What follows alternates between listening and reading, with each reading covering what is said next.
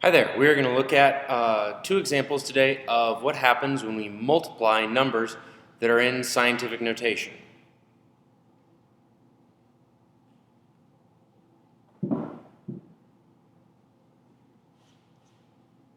So as you see here, we've got 4.2 times 10 to the 6th, and that is multiplied by 2.3 times 10 to the 8th.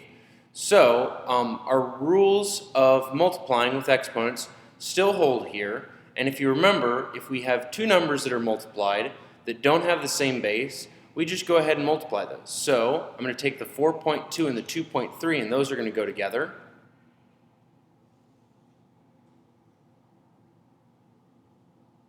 And I'm just going to go ahead and multiply those in my calculator.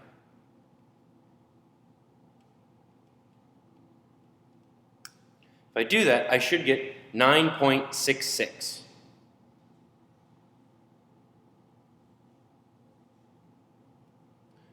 And we should also remember that anytime we have scientific notation, we always have the times 10 there.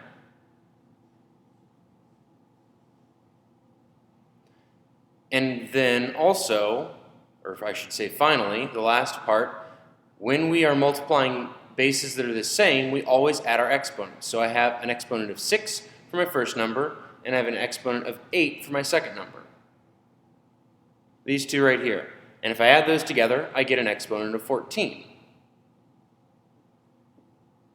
So I can say that 4.2 times 10 to the 6th times 2.3 times 10 to the 8th is 9.66 times 10 to the 14th. You simply multiply the numbers in front together, 4.2 times by 2.3, and that gives you 9.66. Then you add your powers together. 6 plus 8 gives us 14.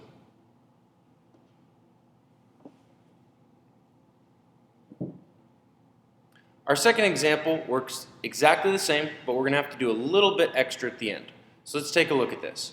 We're going to need to start out by multiplying our two numbers. We've got 5.3 and 6.2.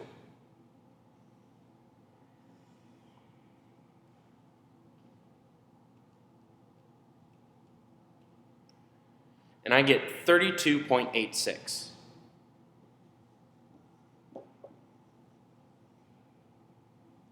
Okay? We still have our times 10. And then we need to add our powers. 3 and 5 give us 8, and so I'm going to have times 10 to the 8th power. Now, if you remember the first video I showed you, I said that the number we have in front must be between 1 and 10. This number right here is bigger than 10, so we have to do something a little special with this. We are going to take our decimal place and we're going to move it over one space. So instead of 32.86, I am going to have 3.286.